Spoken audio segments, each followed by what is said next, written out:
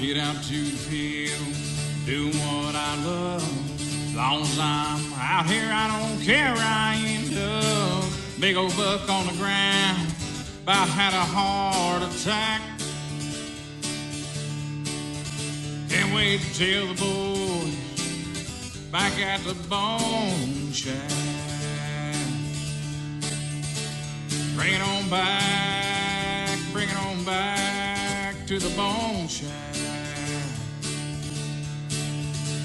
Bring it on back to the bone shack. It's got antlers on the wall, rusty old nails. You can sit and listen to the stories it could tell. Listen about the one that got away with a big old rack. Can't wait to hear the story from the bone shack. Bring it on back to the bone shack. Bring it on back to the bone shack. Bring it on back to the bone shack.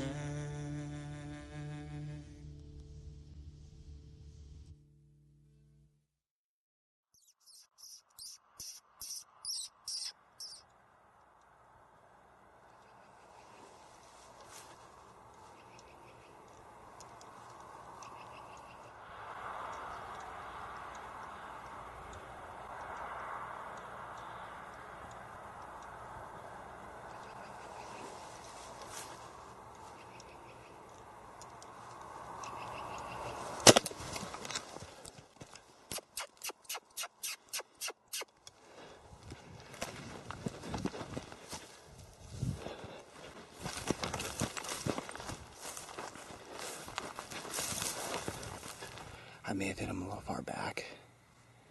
Had to take it when I could. He was only 7 yards.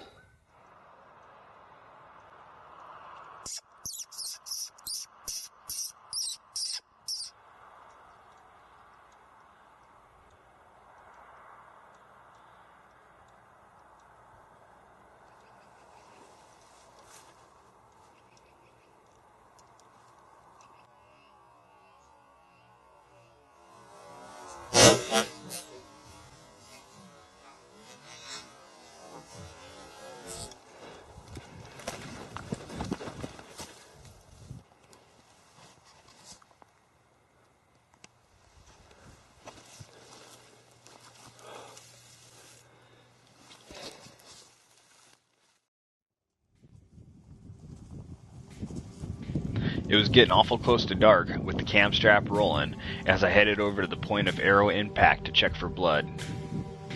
An hour or two earlier, from a point across the draw, I found a buck that was looking pretty good considering it was the last weekend of the archery mule deer season.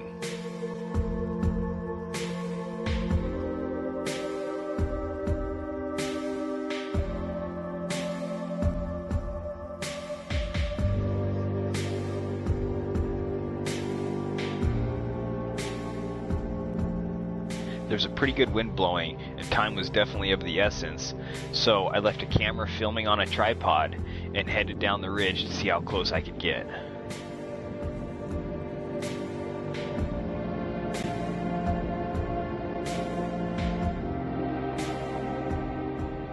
After working down the windy ridge as quick as possible, the bench finally came into view. I picked the brush and thistles apart with the binoculars until I found the bucks, and then took the cam strap off and zoomed in on the target.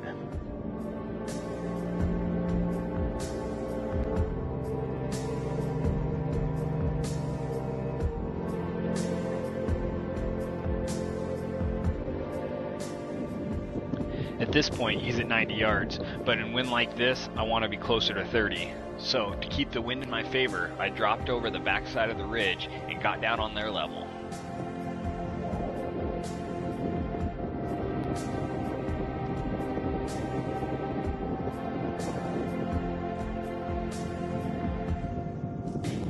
slow going with all the ground cover and the thorny rose bushes, but there was plenty of wind noise to cover up my sound.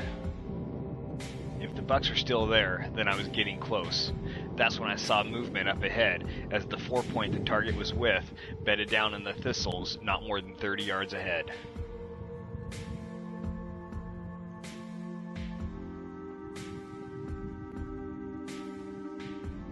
I worked my way closer, but was stalled when this 2-point walked into the opening at only 25 yards and looked my direction.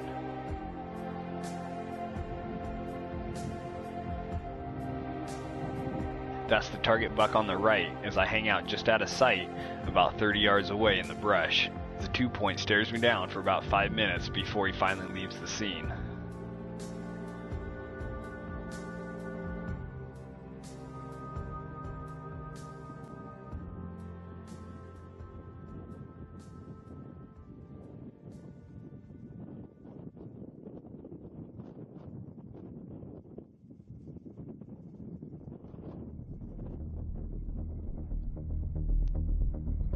Just as the young buck was leaving, the 4-point, who was only 20 yards away, got up and followed behind. The target acted as if he was going to take the same path, so I drew back in anticipation.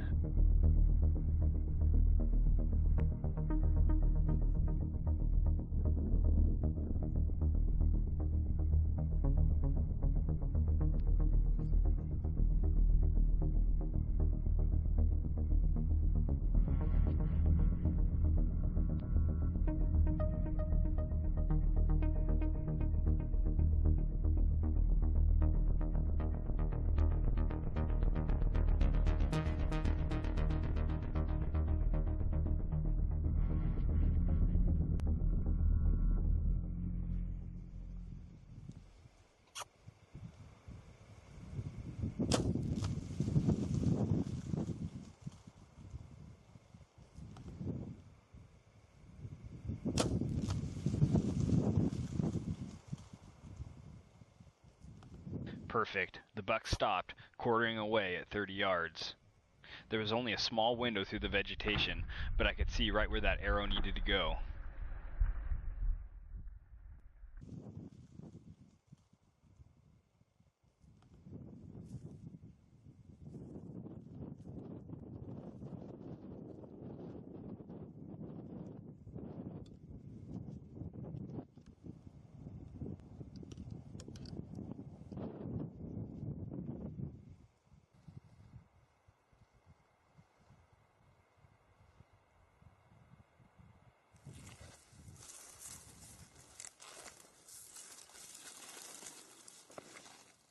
A bright red, bubbly, bloody arrow confirmed a good hit.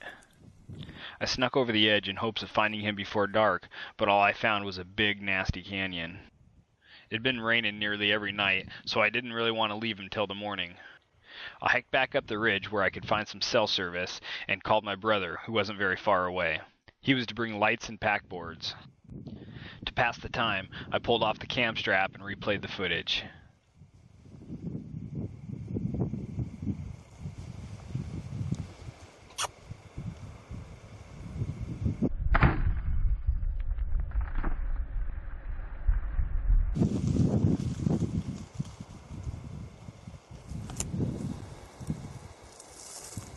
Oh yeah.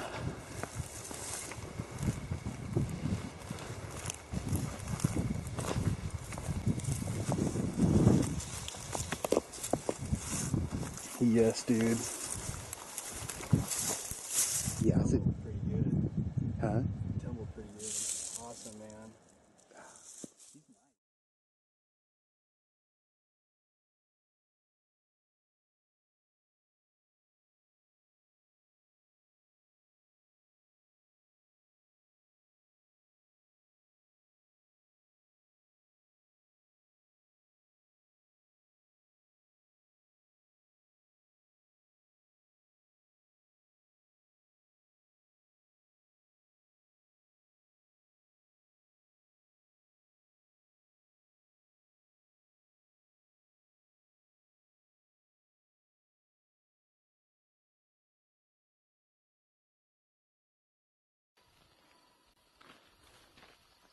Here it is, late spring, in the peak of the mule deer fawning season. Perfect time for some predator calling. With the decoy set up and an arrow knocked, I turned on the Fox Pro and let it do its thing.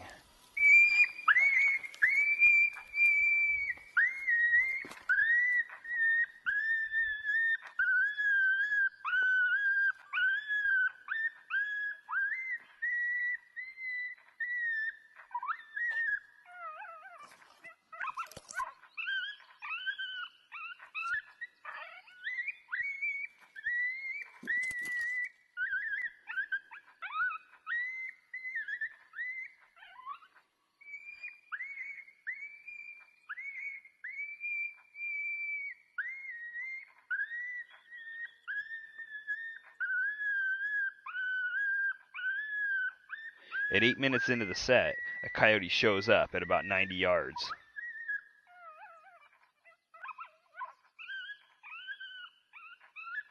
He paused for a while and scoped things out, and then came trotting in.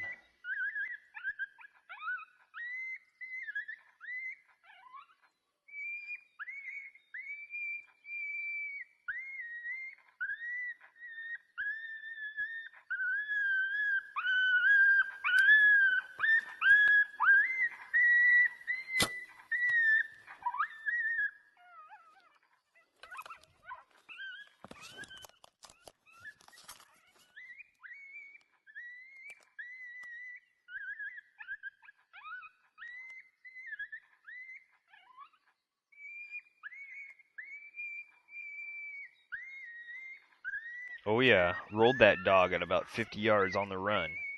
After failing to squeeze in a standing still shot, I fired a missile of hope which took him to the ground. Then, off came the cam strap, and I zoomed in to get a few clips of him running through the sage, which confirmed a good arrow angle and lots of blood. I gave it another 10 minutes in hopes of another one coming in, then took off the cam strap and replayed the footage.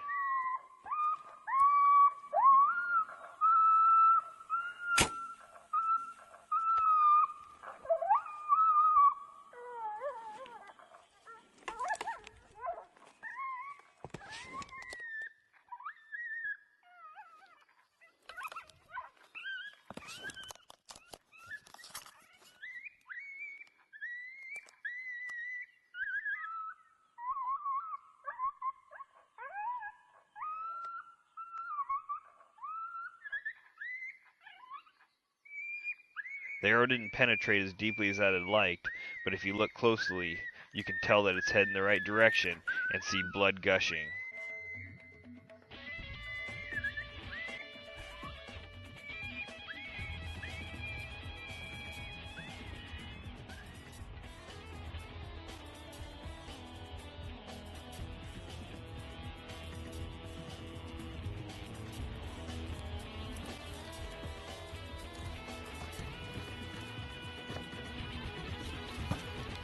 There he is, right there.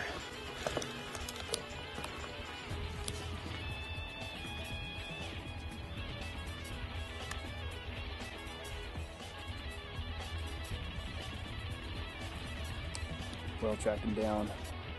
He's looking pretty tore up. He's up there on the hill behind me. Looking pretty gruesome, so this is probably where we'll sign off.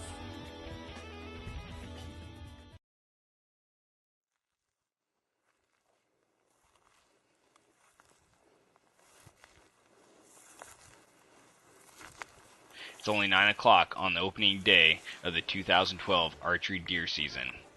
With an arrow knocked and the cam strap rolling, I'm closing the distance on a very impressive buck. The morning started out right as I found the buck that was on the top of the hit list. Unfortunately though, he was with about 20 other mule deer, so I just waited and watched from a distance, hoping he would give me an opportunity. Instead, he bedded down in some brushy timber where there was very low odds of getting a shot. As the big mule deer disappeared into the shadows, something else down below him grabbed my attention. It was a wide, mature whitetail that I'd never seen before, and definitely a shooter.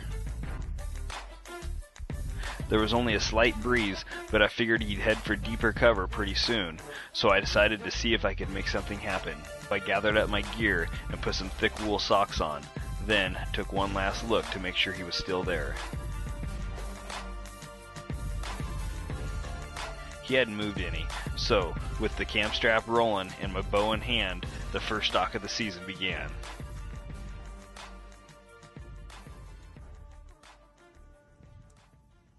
After only 10 minutes into the stalk, the buck got up and began feeding. I was kinda out in the open, so I got down to keep a low profile, took the cam strap off my head, zoomed in, and continued filming.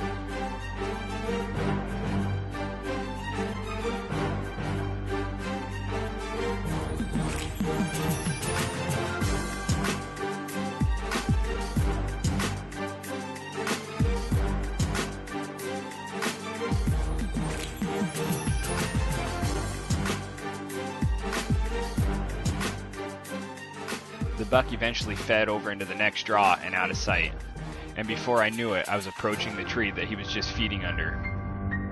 I knew he could be close, so I knocked an arrow and went into stealth mode, trying to be as quiet as possible in this dry, crunchy vegetation.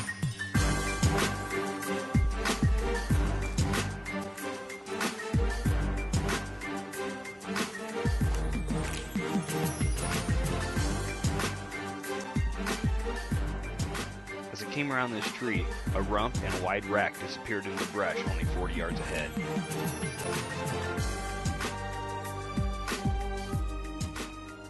I gave the buck a few extra moments to get deeper into the brush, then, with the sound of road construction 2 miles away helping to cover up the noise of my footsteps, I made it through the clearing ahead.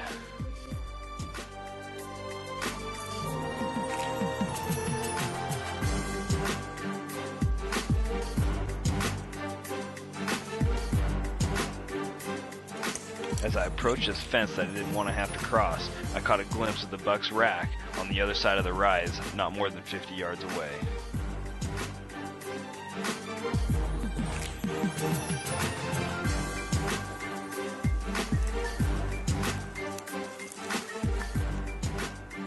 Now I had to cross the fence, and to make matters worse, it was tight and tall, which caused me to get my crotch stuck on a barb.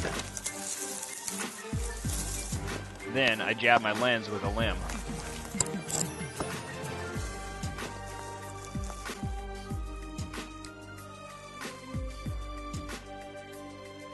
It was kind of a noisy, ungraceful crossing, but there was plenty of other noise going on, so I hoped that he hadn't heard me.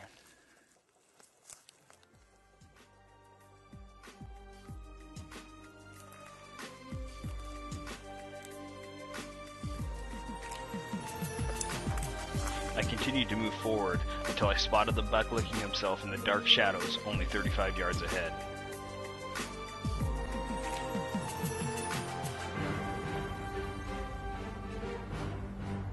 He's well within range, but never did give me a good shot angle. Eventually, he moved off to the right, which gave me a little bit of time to cut off a few more yards.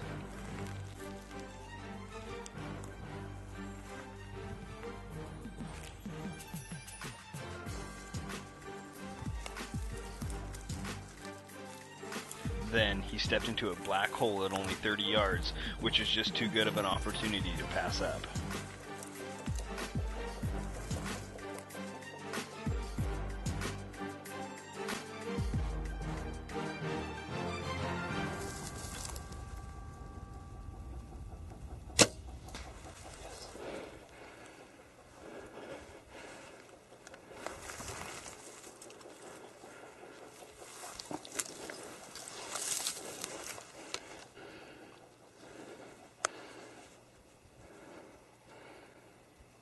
Yes, the shot looked, felt, and sounded good.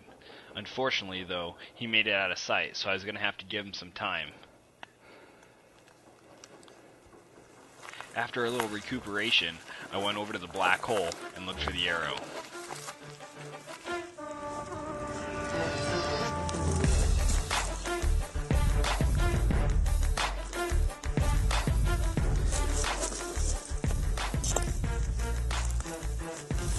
The bloody arrow confirmed a hit, so with time to spare, I grabbed something to eat and replayed the footage.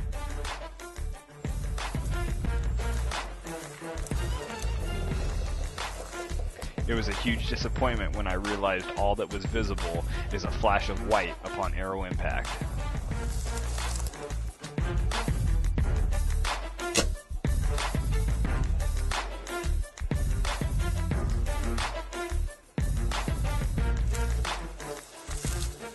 Luckily, I got a short clip of him running away for proof.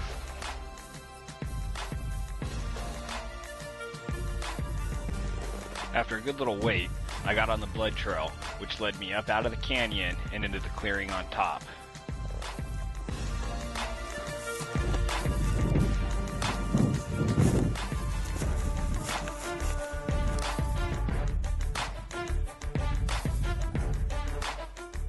The buck turned out to be everything I thought it was, and maybe even bigger.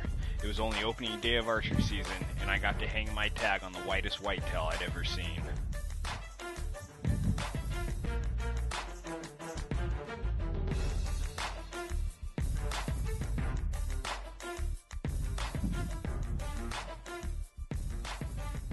I got the meat hanging in the shade, and then came back for the last load and stumbled my way back to the pickup.